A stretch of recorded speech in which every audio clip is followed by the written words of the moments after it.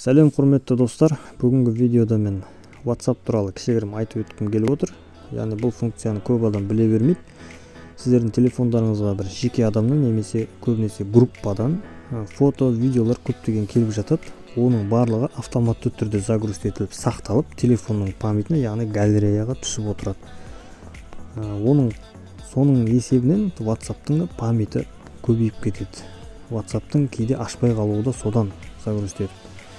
Оның алдын алудың барлығын қазір көрсетіп өтемін. Видеоны бастамас бұрын достар, каналға тіркеле кетіңіздер. Бұл жаңадан ашылған канал. Алдағы уақытта сіздерге бір өте керемет бір видеоны дайындап отырмын. Жіберіп алмас үшін каналға тіркеліп, лайк басып, жаңадан ашылған каналымызға қолдау көрсетулеріңізді сұраймын. Ал WhatsApp-қа кірейік. Сосын ең жоғарыда тұрған 3 точка тұр, соны басасыздардан настройки дегенді басасыздар. Осы жерден данные хранилище деген пунктке кіресіздер. Және осы жерде міне мобильный сет деп тұр. Осыған кірсеңіздер, қараңыздар. Барлығында птичка ұрып тұр. Фото, аудио, видео, документ. Осы птичкілердің барлығын аласыздар.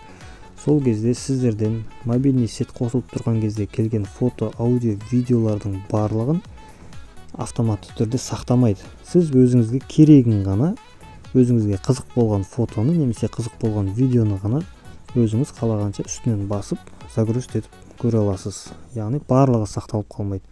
Дәл осы ретпен Wi-Fi-да да солай барлығын өшіресіздер. Яғни бұл мобильный сет өшік бұл Wi-Fi-ға қосылған кезде фото, аудио, видеоларды автоматты түрде загруз етуін тоқтатады.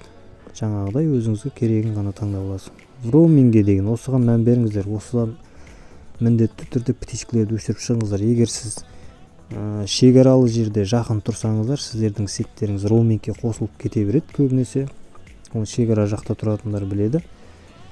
Сондықтан да бұл жерде фото, видео, аудиолар тек қана интернет емес, даже единицаңызды да минусовать етіп жіберуі мүмкін.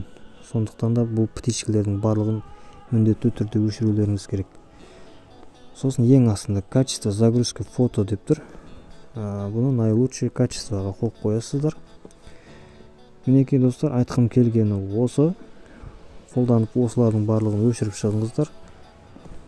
Видео пайдалы болып жатса, лайк басыңыздар.